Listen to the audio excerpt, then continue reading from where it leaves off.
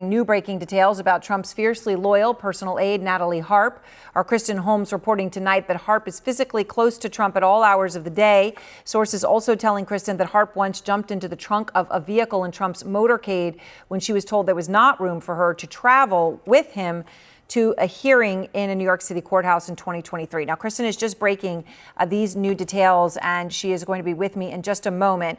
It comes, though, as Trump today is getting hit again by Democrat Jon Ossoff, who has been coming out very aggressively and took his attacks somewhere that no other Democrat has dared to go, bringing up Trump's relationship with Natalie Harp. Not long ago, Senator Ossoff was somebody that very few Americans knew of, but he is trying to change that. This is perhaps part of that strategy.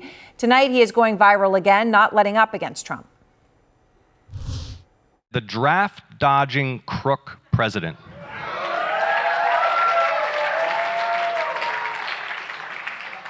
who has plunged our nation recklessly into a war he knows not how to end or to win. I've got 2 little girls at home, and I do not want Eva and Lila to grow up in a world defined by the values of Donald J. Trump. You remember the president promised to bring down prices on day one? I would address the president's few remaining supporters to contrast his promises with the results you've been delivered. Ossoff is in a tough re-election fight in Georgia for the Senate, right? But Democrats have been really casting about trying to find a great white hope. And so some are talking about him as a potential 2028 presidential candidate already. And Ossoff's feud with the president all started when he said this about Natalie Harp. See, he doesn't want to do the job. He wants to build his ballroom and travel with Natalie on their apparently defenseless flying palace. And that hit a nerve. When Trump was asked about it, he called Ossoff Pee Wee Herman. A White House aide compared the senator to a feminine theater kid, and another aide called Ossoff a nickname that is too vulgar to repeat on this show. But Harp's role does matter because anyone who spends as much time as she does with the commander-in-chief and has an important role as she does, she matters. She's now one of Trump's closest and most trusted personal aides. She writes a lot of his social media posts, which of course have come to define his legacy. The series, The Art of the Surge, showed this happening in real time during the 2024 DNC.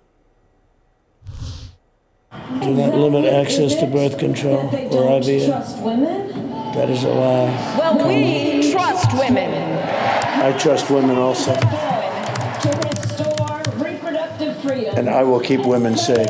Of the United States, I will proudly sign it into law. She won't. Now, Harp first came on Trump's radar in 2019 when she said that his right to try policy saved her life, as she at the time was battling bone cancer. I'm not dying from cancer anymore, thanks to President Trump. I'm living with cancer. And then about a year after Trump left the White House, that's when Harp began to work for him at his Mar-a-Lago resort in Florida. And since then, she has been by his side. She was one of just a few staffers taken in the catering truck with Trump away from Air Force One. Cabinet Secretary stayed behind, but she, along with others, including Dan Scavino, were on that other plane. Now, I'm going to speak with Harp's estranged brother, Preston, in a moment, who is raising concerns about his sister's relationship with the president, his sister he says he loves very much. But I want to begin with Kristen Holmes out front. She is live at the White House with new breaking details. So, Kristen, what more are you learning about Natalie Harp tonight? I understand you've got a very specific story here that sheds some light on this very important staffer.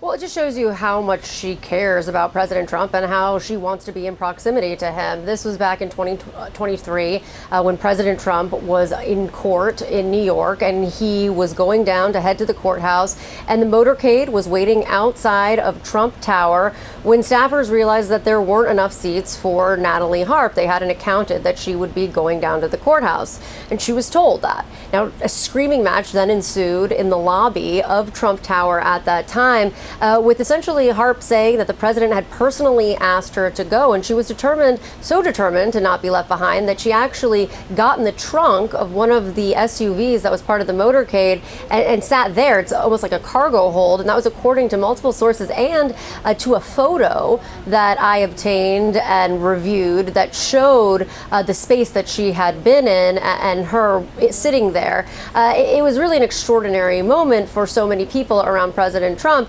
who really, things come and go in Trump world in terms of who gets a seat where, whether it's on the plane, whether it's in the motorcade. But she was so determined she was going to get that seat and go down to the court with President Trump. And what I learned through this reporting today is she's really made her role with President Trump indispensable. She is the one who deals with lawmakers and allies and government liaisons. She is texting them messages from President Trump, articles that President Trump wants these lawmakers to see, and vice versa. They are reaching out to her if they want to get in touch with President Trump, if they want him to see something. She's known as the human printer in part because she is constantly printing out information for him so he has it at his fingertips. One of the things that a source told me is that he's often used how fast Natalie Harp is. Now, part of that is the fact that she is in proximity to President Trump all of the time. We often see her when we go to these Oval Office events. She's standing just on the periphery of the room, smiling, nodding along as President Trump is speaking. And it really goes to her devotion. Now, I did talk to some people who said that she has ruffled feathers throughout her tenure with him, both on the campaign and at the White House, in particular because she insists that her boss, that she only reports to President Trump, but she is actually a White House staffer. And there are a plethora of other White House staffers who actually operate within the chain of command. But she seems to exist kind of in a different plane here, given the role that she's carved out for herself. And she is uniquely influential in this White House, and particularly when it comes to President Trump. And as you point out, Kristen, someone who's uniquely influential with the President of the United States is an important person for everyone to understand who they are and what they are. So thank you very much. I appreciate it, Kristen. And everyone's here with me. So Paul, Kristen has a photo, okay, of Natalie Harp in the trunk of that SUV, right in that back kind of crawl space, between the back seats, I guess, and the back. It's tight back there. To go along with the president because she said that he wanted her there. She reports, Kristen, on this screaming match that had happened in the lobby of Trump Tower. So, okay, how concerning is this?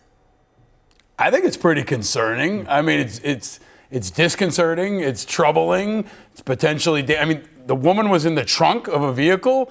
I mean, I think there's a security concern. I'm surprised the Secret Service allowed it. And I think I take a bigger step back. I mean, politically, I think she is fair game because she's in such close proximity to the president. He's the commander-in-chief. We're at war. The public has a right to know who she is, what her role is. But I think about the standards here. I mean, he does not have a good record on how he treats women. And if that was my daughter and I found out she was in the trunk and she'd been asked to do that, I would question everybody involved. I mean, Mark, it's interesting here, as in the context here of who she is, what Kristen's reporting. She's the person that world leaders will text when they want to make sure that something gets in front of the president because she has this unique access, right? She has a really important role. Maybe Americans are just finding out about it because of Maggie Haberman, Jonathan Swan, and the catering truck. Right. But they should know about her. She's important. Stories like that are, I think you're right, they are disconcerting and disturbing. Look, I can't really know what, as far as her being in the trunk of the car. I know I've been in a lot of different motorcades. We never asked a female staffer to sit in the trunk of a motorcade. But well, it sounds like Kristen's saying she certainly wasn't asked to. She got there because she may was, have, I don't know. Maybe she said, "I'm going to make myself go, and that's where I'm going to sit." I don't know. Yeah. But the reality is that we know that President Trump is incredibly unorthodox in the way he manages the White House, and there's a lot of people who he's had close to him that he asked to do a lot of things and engage with international leaders. He did that with Dan Scavino a lot in the first administration. I think it's a fair point to say, look, if these are important people they're having these conversations with, that should have public, transparency and accountability to the American people. But I think it is kind of the way that he ran even the first administration. So, I mean, what do you say to that, Jamal? Listen, I was a personal aide to a cabinet secretary in the Clinton administration. Traveled a lot with that person all over the country, all over the world, in fact. I never rode in the trunk of a car, right? There's always another vehicle to get into. You can always, find somewhere to squeeze in and to get where you want to go. This just seems very inappropriate. I got to tell you, all of it makes me kind of queasy to even think about it, because we're not talking about the things that are actually affecting real Americans' lives, like costs are going up and childcare is 20% of what people pay and their monthly salaries. And instead, we're consumed by the president's personal habits because the president is the one who operates on this sphere. It's not like people are coming and talking about the president and using this language or using these stories because the president's so high-minded. The president's the one who operates kind of in the gutter level of politics, including the official statements that came out of the White House going after Senator Jon Ossoff, the elected representative of the people of Georgia, using language that we cannot use on this show. Too vulgar. And I wouldn't never let mind, my effeminate child theater, use that whatever. kind of language. I said those things, but the other things I'm not even going to quote. I wouldn't let my child use that language, let alone seeing a White House official use that kind of language in public. It's just pretty disgusting.